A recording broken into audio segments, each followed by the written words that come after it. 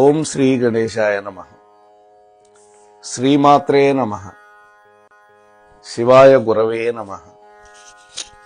శ్రీకృష్ణ పరబ్రహ్మణే నమః. శ్రీరామాయ నమః.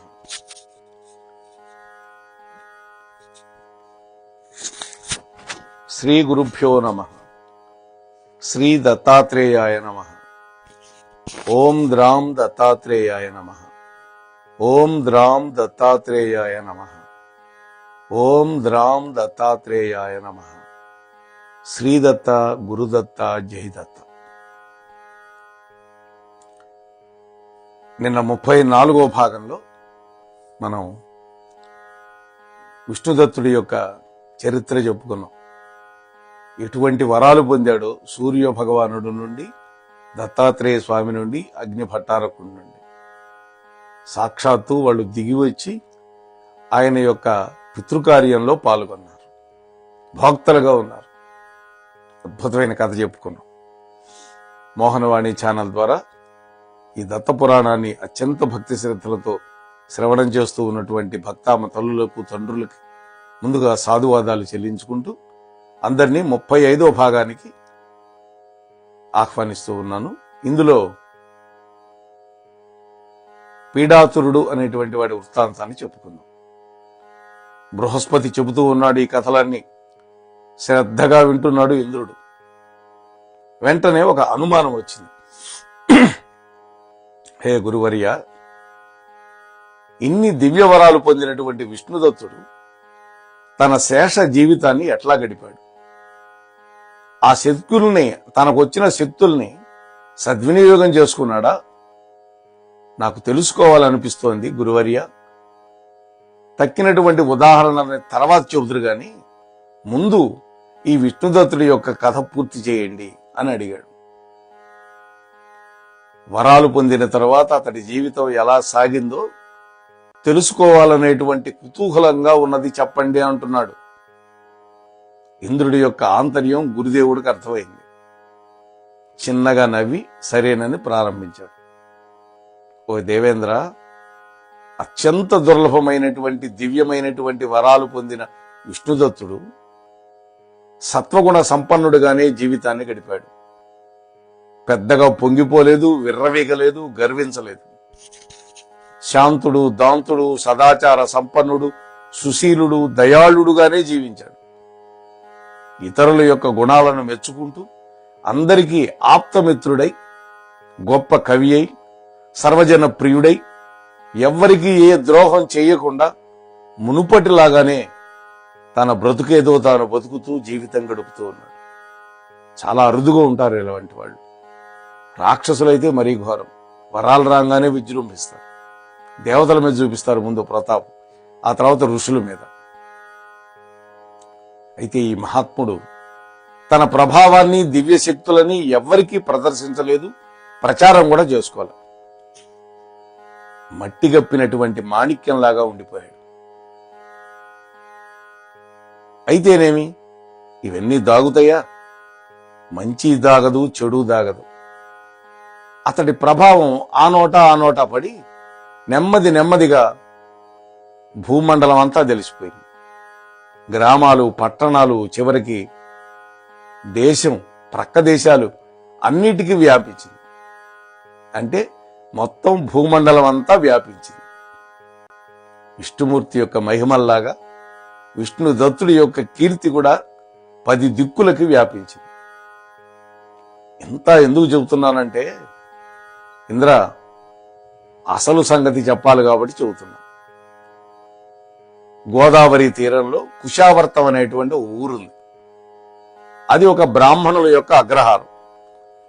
అక్కడ ఉండే వాళ్ళంతా వేదాంగాలు, సకల శాస్త్ర పారంగతులు. వాళ్ళ మధ్యలో పాపం ఒక నష్టజాతకుడు కూడా ఉన్నాడు. అతడి పేరే పీడారతుడు. పుట్టడమే వాతగుల్మ రోగంతో, 8వ ఏట క్షయరోగంతో, ఆ పైన 3 ఏళ్లకి జలోదరం. ఆ జలోదరమే ఇప్పుడు ఎసైటిస్ అని పిలుస్తారు ఇంగ్లీష్లో డాక్టర్లు. పొట్టంతా నీరు చేరుతుంది. మరొక ఏడాదికి జీర్ణజ్వరం, వీటికి తోడు 6 నెలలకి అతిసారం, మరొక 4 నెలలకి భగంధరం, ఫిస్టులా అంటారు ఇంగ్లీష్లో, చెప్తే కానీ అర్థం కాదు మనకి. ఇలా నానా రోగాలు అతన్ని పట్టి పీడిస్తూ ఉన్నాయి. చివరికి ఇవాళో రేపో అన్నట్టుగా ఉంది అతడి యొక్క పరిస్థితి ఆ రోగాల వల్ల. ఇంత చేసి అతని వయసు ఎంత అంటే 20 ఏళ్ళు, కేవలం 20 ఏళ్లే వాడికి. అయితే అతడికి భార్య ఉన్నది. పాపం ఆ పిల్ల వయసు ఎంతో కాదు, 16 ఏళ్లే. పేరు సుమేధ, పేద ఇంటి పిల్ల, అభంశుభం తెలియనటువంటి తల్లి. ఏడవడం తప్ప ఏమీ తెలియదు. ఆ రోగిష్టివాడికి సకల ఉపచారాలు చేసుకుంటూ ఉన్నది. విసుక్కోకుండా కసురుకోకుండా శ్రద్ధగా సేవ చేస్తుంది. ఎవరు ఏ మందు చెబితే ఆ మందల్లా తీసుకొచ్చి వేస్తూ ఉన్నది. ప్రతి వైద్యుడికి చూపిస్తుంది. డబ్బుకి ముందు వెనక చుట్టల్లా. అత్తమామలు ఇచ్చిపోయినటువంటి ఆస్తి అంతా భర్త యొక్క వైద్యానికే హరించుకుపోయింది. ఇక దిక్కుతోచని పరిస్థితి. పుట్టింటి వైపు ఆసరా లేదు. పూట కూడా గడవని పరిస్థితి వచ్చింది. ఊరి వాళ్ళు చేయగలిగినంత కాలం సహాయం చేశారు. ఇక వీడి రోగాలు తగ్గేవి కాదు, వీళ్ళ సంసారం బాగుపడే అవకాశమే లేదు అని వాళ్ళు కూడా చేతులెత్తేశారు. సరిగ్గా ఈ దశలోనే విష్ణుదత్తుడి యొక్క అద్భుత మహిమ గురించి విన్నది ఆ లేత ఇల్లాలు. కన్నతండ్రిని తోడు తీసుకొని విష్ణుదత్తుడిని ఇంటికి వెళ్ళింది. వలవలా ఏడుస్తూ తన యొక్క దౌర్భాగ్య స్థితిని, దుస్థితిని అంతా చెప్పుకొని పతిభిక్ష పెట్టమని ప్రార్థించింది. విష్ణుదత్తుడు ఓదార్పు మాటలతో ధైర్యం చెప్పాడు. ముందు తన యొక్క నిత్యాగ్నిహోత్రాన్ని శిష్యులకు అప్పగించి వాళ్ళ వెంట కాలినడకన ఆ కుశావర్తానికి చేరుకున్నాడు. పీడారథుణ్ణి చూశాడు. వాడి పేరే పీడారథుడు. అంటే పీడలు వాడిని చుట్టుముట్టి బాధిస్తున్నాయి, వాడి పేరులోనే ఉంది. అందుకనే పేరు పెట్టేటప్పుడు జాగ్రత్తగా పెట్టండి అంటారు. పిచ్చి పిచ్చి పేర్లు పెట్టకూడదు. కాకపోతే వీడు సార్థక నామధేయుడైపోయినాడు. అది సరే. వెళ్ళి చూస్తే ప్రాణాలు ఒగ్గబట్టుకొని మూసిన కన్ను తెరవకుండా పడి ఉన్నాడు ఆ పీడారథుడు.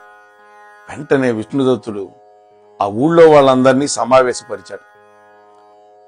మీ బంధువు, మీ సహవాసి ఈ పీడారథుడి యొక్క పరిస్థితి ఇట్లా ఉన్నది, ఇప్పుడు ఏం చేయాలో దయచేసి ఆలోచించండి.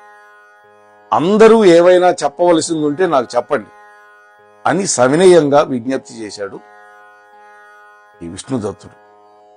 విప్రోత్తమ, అన్నింటికీ నీవే ప్రమాణం. నీవు ఏది చెబితే అదే, ఏది చేస్తే అదే. మేమంతా ఇంతకాలము మా శక్తి మేరకు ఏవేవో ప్రయత్నాలు చేశాం, ఒక్క ప్రయత్నం కూడా ఫలించలేదు. ఇప్పుడు మీరు ఏది ఆజ్ఞాపిస్తే అది మేము చేస్తాం అని ఆ ఊళ్ళో ఉండే అగ్రహారీక బ్రాహ్మణులంతా ముక్త కంఠంతో చెప్పారు. అప్పుడు ఈ దత్తుడు అంటున్నాడు, విష్ణుదత్తుడు, ఓ విప్రోత్తములారా, మీరు భారం అంతా నా మీద పెడుతున్నారు.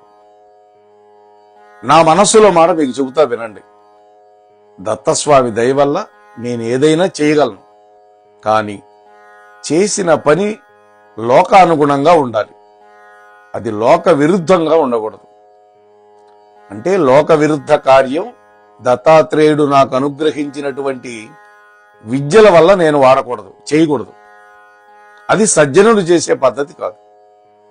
అందువల్ల ఈ రోగిని హఠాత్తుగా కాకుండా క్రమక్రమంగా ఆరోగ్యవంతుడి చేస్తాం అని ఒక్క నిమిషం ఆలోచించి మళ్ళీ, ఓ మహాత్ములరా, మీకు తెలియంది కాదు, రోగాలు దుష్కర్మల ఫలితంగా వస్తాయి, పాపాల వల్ల వస్తాయి. చూసారా, పాపం ఉంటే రోగం రూపేణ అనుభవించాలి. వాటిని గుర్తించి ప్రాయశ్చిత్తం చేసుకోవడమే సరి అయినటువంటి మందు, అసలు సిసలైనటువంటి వైద్యం అది. అందువల్ల ఇతడి యొక్క కర్మ విపాకం గురించి ఆలోచించాలి. ప్రాయశ్చిత్తాలను ఇతడి భార్య ఆచరించవలసి ఉంటుంది. ఎందుకని? వీడు అశక్తుడు కాబట్టి. బ్రహ్మహత్యా పాతకం చేస్తే క్షయరోగం వస్తుందని పెద్దలు చెబుతారు. దీనికి ప్రాయశ్చిత్తంగా 12 సంవత్సరాలు చేసే వ్రతం ఉన్నది. అలాగే వాత గుల్మానికి 6 ఏళ్ల వ్రతం. విష్ణుద్రోహానికి జలోదరం వస్తుంది. విష్ణుమూర్తి పట్ల అపచారం చేస్తే జలోదర వ్యాధి వస్తుంది. ఇది చాలా కఠినమైన రోగం. దీనికి 12 ఏళ్లు వ్రతం ప్రాయశ్చిత్తం. ఇవి 3 ఇతన్ని పట్టి పీడిస్తున్న ప్రధానమైన రోగాలు. ఇక భగంధరం, దీనికి 3 ఏళ్ల వ్రతం ప్రాయశ్చిత్తం. ఈ వ్రతాలన్నిటినీ ఒకేసారి ప్రారంభం చేయొచ్చు. సగంలోకి వచ్చేసరికి రోగాలు కూడా సగం తగ్గుతాయి. పూర్తిగా వ్రతాలు సమాప్తం అయ్యేసరికి అన్ని రోగాలు నయమైపోతాయి. విష్ణుదత్తుడు చెప్పిన దానికి అందరూ అంగీకరించారు. ఆ సుమేధకి సహకరిస్తామనే మాట కూడా ఇచ్చారు. ఆ ఇల్లాలు వెంటనే వ్రతాచరణ మొదలుపెట్టింది.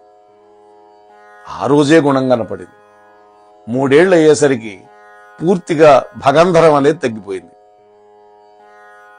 6 ఏళ్లు పూర్తి అయ్యేసరికి వాత గుల్మ రోగం అంతరించిపోయింది. 12 ఏళ్లు పూర్తి అయ్యేసరికి క్షయరోగం, జలోదరం పూర్తిగా తగ్గిపోయినాయి. చూసారా? తాను క్షణకాలంలో తీసేయగలడు ఇవన్నీ. కానీ ప్రాయశ్చిత్తం లేకుండా తీసివేస్తే వాడికి ఆ పాపాలు ఆమెనే ఉంటాయి. కానీ వ్రతానుష్ఠానం వల్ల, మంత్రం వల్ల ఆ వ్యాధులు పోగొడితే ఇక మళ్ళీ ఆ వ్యాధి వచ్చే అవకాశం లేదు. ఆ పాపం వాడికి అంటదు. ఇది కదా అద్భుతమైనటువంటి విధానం మన హిందూ సంస్కృతిలో. పీడారతుడు కోలుకున్నాడు. ముఖంలో తేజస్సు వచ్చింది. విష్ణుదత్తుడు అప్పుడప్పుడు ఏవో రసగుళికలు కూడా ఇస్తూ ఉండేవాడు. వాటితోటి ఈ జీర్ణ జ్వరం, అతిసారం ఈ 2 కూడా తగ్గిపోయింది. అంతా కుదుట పడిందనే వార్త అందగానే విష్ణుదత్తుడు బయలుదేరి వచ్చాడు ఆ గ్రామానికి. పీడారతుడి యొక్క హృదయం మీద తన చెయ్యి వేసి ఆనాడు దత్తస్వామి తనకు ఉపదేశించిన మంత్రాన్ని జపించాడు. పీడారతుడు వెంటనే సంపూర్ణ ఆయురారోగ్యాలతో లేచి కూర్చున్నాడు.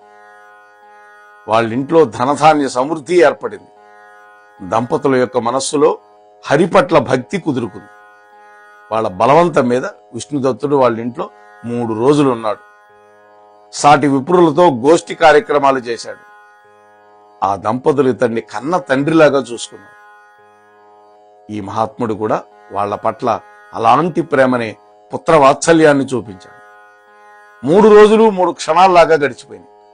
ఆ మర్నాటి ఉదయం కొత్త వస్త్రాలతో, పూలదండలతో విష్ణుదత్తుణ్ణి పూజించి ఆ దంపతులు ఆశీర్వచనాలు అందుకొని ప్రేమగా, ఆర్ద్రంగా వీడ్కోలు చెప్పారు. విష్ణుదత్తుడు సంతృప్తిగా ఇంటికి చేరాడు. మళ్లీ ఎప్పటిలాగే తన యొక్క దైనందిన జీవితాన్ని గడుపుతూ ఉన్నాడు. ఇలాంటి మంచి పనులు అతడు ఇలా చేస్తూ ఉన్నాడు. దత్తాత్రేయ స్వామి అనుగ్రహం వల్ల ఈ మహాత్ముడిలో అభిమానం గాని, అహంకారం గాని ఏనాడూ ప్రవేశించలేదు. మంత్రశక్తితో అద్భుతాలు చెయ్యగలిగినా ఆ విధంగా చేయటల్లా. తక్కినటువంటి శాస్త్రాల పట్ల విశ్వాసాన్ని పోగొట్టటల్లా. లోకంలో స్థిరపడినటువంటి పద్ధతులకి విరుద్ధంగా ప్రవర్తించటం.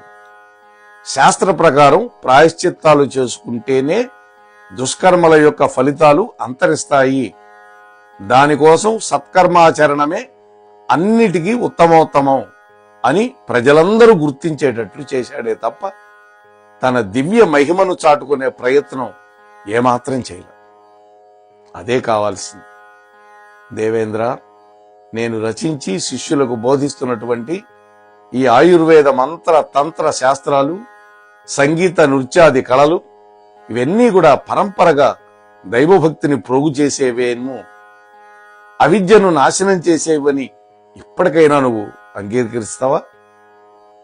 ఈ విద్యలు భోగపరాలు కావు, మోహకారకాలు అంతకంటే కావు, కేవలం డబ్బు సంపాదన కోసం ఉన్నవి కావు. శత్రువులను చంపడానికో, అభిచార హోమాలు చేయటానికో, చేతబడి అంటుంటాం మనం. వశీకరణ, క్షుద్ర విద్యలు సంపాదించడానికో నేను ఈ శాస్త్రాలు లోకానికి అందించలేదయ్యా. వీటి యొక్క పరమ ప్రయోజనం అది కానే కాదు. విషయలోలురైనటువంటి మానవుల్ని మాటలతో మళ్లించి తత్వనిష్ఠులు చేయడమే ఈ శాస్త్రాల యొక్క అంతిమ ఫలం. ఇలా క్రమంగా శుద్ధి పొందిన తర్వాత తత్వమసి లాంటి మహావాక్యాలను వాళ్లకు బోధిస్తే హృదయాల్లోకి ఎక్కుతాయి. వేదాంత భావన వాళ్లలో స్థిరపడుతుంది.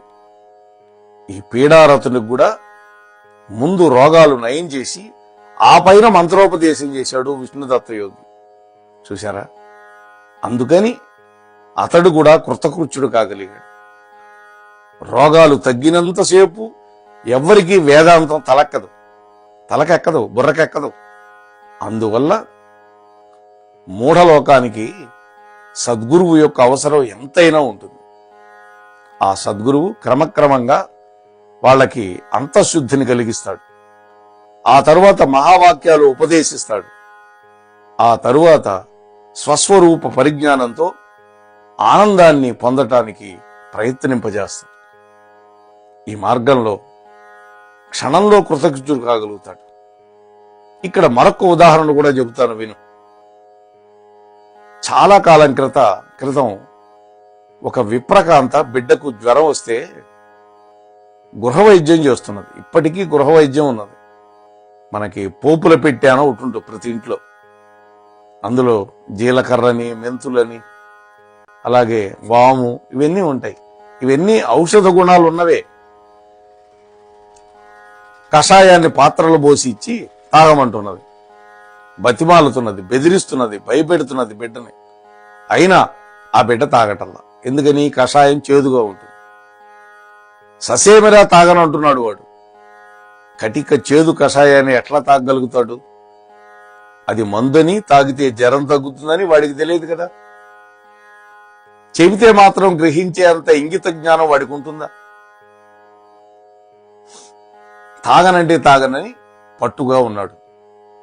ఆ తల్లికి ఒక ఆలోచన వచ్చింది. లోపలికి వెళ్ళి ఇంత పటిక బెల్లం పట్టుకొచ్చింది ముక్క. కషాయం తాగావా, ఈ పటిక బెల్లం పెడతా అన్నది. వెంటనే ఆ బిడ్డ తాగేశాడు. తాగిలం ఇస్తానందిగా. తల్లి ఆ తెచ్చిన పటిక బెల్లంలో పిసరంత పెట్టి పంపించేసింది పిల్లవాడిని. మళ్ళీ వచ్చి అడిగితే ఇంకొంచెం పెట్టింది. చూడండి, ఇలా కొంచెం కొంచెం పెట్టి ఆ బిడ్డని ఆటపాటల్లో పడిపోయేటటువంటి విధానంలోకి తెచ్చింది. ఆ తర్వాత ఆ పటిక బెల్లం గడ్డను దాచిపెట్టేసింది. ఓ దేవేంద్ర, ఈ శాస్త్రాలు కూడా ఈ కలకండ ముక్కల్లాంటివి. తత్వోపదేశం అనేటువంటి కషాయాన్ని తాగడానికి ఆ పటిక బెల్లపు గుళికలు ఉపయోగపడతాయి. కైవల్యమే అసలు సిసలైనటువంటి ఆరోగ్యం. అదే చిట్ట చివర పొందవలసినటువంటి ఫలం అని అద్భుతమైనటువంటి ఈ కథని పూర్తి చేశాడు. ఇక కుండిలుడు, విశాలాక్షి అనేటువంటి కథను కూడా మొదలు పెడదాం. ఇంకా మనకు ఒక 5 నిమిషాలు ఉన్నది కాబట్టి. దేవేంద్ర, ఇంకా 6వ ఉదాహరణ కూడా విను. సహ్యాద్రి పర్వతానికి ఉత్తర దిక్కున ఒక గ్రామం ఉంది. ఆ ఊళ్ళో కుండిలుడు అనేటువంటి ఒక బ్రాహ్మణోత్తముడు ఉన్నాడు. అతని భార్య విశాలాక్షి. అప్సరసలను మించినటువంటి సౌందర్యం, రూపానికి తగినటువంటి గుణాలు, సౌశీల్యానికి అణకువకు పెట్టింది పేరు. కాపరానికి వచ్చిన దగ్గర నుంచి ఇరుగు పొరుగు వాళ్లతోటి మెచ్చుకోలు పొందింది. వివాహమై 5 ఏళ్లు గడిచింది. వాళ్ళకు మాత్రం సంతానం లేదు. ఇదే సమస్య ప్రతి ఇంట్లో కనపరుస్తున్నది. వాళ్ళ ఎన్నో నోములు, వ్రతాలు చేసుకుంటున్నారు. కానీ భగవంతుడు వాళ్ళని అనుగ్రహించలేదు. భార్యాభర్తలిద్దరూ సుఖంగా అన్యోన్యంగా కాలం గడుపుతూ ఉన్నారు. ఇలా ఉండగా ఒకరోజు కుండిలుడు పొరుగురు వెళ్లాల్సి వచ్చింది. తప్పనిసరి, వెళ్ళక తప్పల. వెళ్ళడానికి అక్కడే ఉండి పని చూసుకొని తిరిగి రావడానికి కనీసం 1 రోజులు పడుతుందని, అందాక భార్యని జాగ్రత్తగా ఉండమని, ఆ 1 రోజులకి సరిపోయే సరుకులన్నీ సిద్ధం చేసి ఇరుగు పొరుగు వాళ్ళకు కూడా కాస్త జాగ్రత్తగా చూస్తూ ఉండని చెప్పి ఆ విశాలాక్షికి ధైర్యం చెప్పి తాను దారిబత్తం మూట కట్టుకొని ఉదయాన్నే చల్లవేళ బయలుదేరి వెళ్ళాడు. ఆ ప్రాంతంలో జంటిగుడు అనేటువంటి ఒక మగ పిశాచం తిరుగుతూ ఉంది. చూడండి, వాడి పేరు జంటిగుడు. వాడు పూర్వజన్మలో భయంకరుడు, దుష్టుడు, దుర్మార్గుడు, దుర్బలుడు, దుర్జనుడు, కామాతురుడై అర్ధాంతరంగా చచ్చాడు వాడు. అందువల్ల పిశాచమైనాడు. ఎంతటి మంత్రగాడికి కూడా వీడు లొంగటల. అందగత్తెలు ఒంటరిగా కనిపిస్తే చాలు మోసం చేసి బలాత్కారం చేసి గాని అనుభవిస్తూ ఉంటాడు. వాడు తనకున్న మాయాశక్తితోటి ఏ రూపం కావాలంటే ఆ రూపం ధరిస్తాడు. కామరూప విద్య వాడికి తెలుసు. అందువల్ల వీడు చేసే మోసాలు అంతా ఇంత కాదు.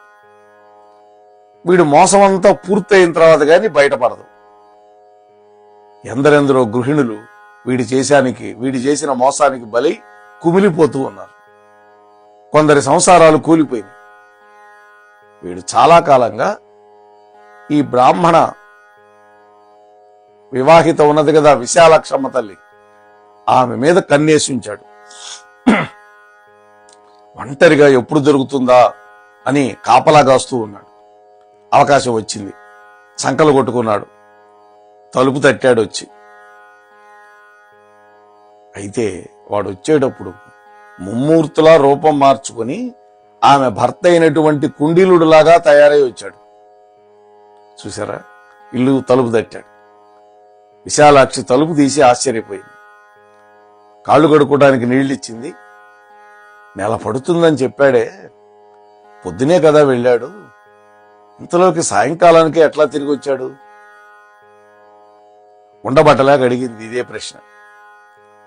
తాను ఎవరిని కలుసుకోవడానికి వెళ్ళాడో అతడు దారిలోనే ఎదురైనాడు. ఇప్పుడు కాదు, నీ పని కావాలంటే 1 నెల రోజుల తర్వాత రమ్మని చెప్పాడు, అందుకని వెనక్కి వచ్చేశానని చెప్పాడు. కథల్లాడు ఈ మాయా కుండిలుడు. పాపం విశాలాక్షమ్మ నమ్మేసింది. అదృష్టం బాగుండింది, ఆయనెవరో దారిలో కలిశారు కాబట్టి సరిపోయింది, లేకపోతే రాను పోను చాలా ప్రయాస మీకు మిగిలేది. మంచి పనే జరిగింది, స్నానానికి లేవండి, 2 మెతుకులు తిని విశ్రాంతి తీసుకుందరు గాని పొద్దుటి నుండి నడిచి నడిచి అలసిపోయినట్లు కనిపిస్తోంది అంటూ వంటింట్లోకి వెళ్ళింది ఆ తల్లి. ఆ వంటింట్లోకి వెళ్ళినటువంటి ఆ తల్లి ఆ తర్వాత ఏం చేసింది? ఆ మాయా కుండిలుడు విశాలాక్షిని అనుభవించగలిగాడా అనే విషయాలన్నీ రేపటి రోజు మనం ముచ్చటించుకునే ప్రయత్నం చేద్దాం, దత్తాత్రేయ స్వామి యొక్క దివ్య అనుగ్రహంతో. అంతవరకు మీ వద్ద సెలవు తీసుకునే మీ ధర్మవరపు వెంకటరమణ. స్వస్తి. మోహనవాణి తెలుగు పాడ్కాస్ట్ వింటున్న శ్రోతలందరికీ హృదయపూర్వక ధన్యవాదాలు. ఏమండోయ్, ఇప్పటివరకు మన ఛానల్కి సబ్స్క్రైబ్ చేసుకోకపోతే ఈ క్షణమే వెంటనే సబ్స్క్రైబ్ చేసుకుని ఆ పక్క నుండి బెల్ బటన్ని మ్రోగించండి. అప్పుడు నేను చేసే అప్డేట్స్ అన్నీ మీ ముందు ప్రత్యక్షమవుతాయి.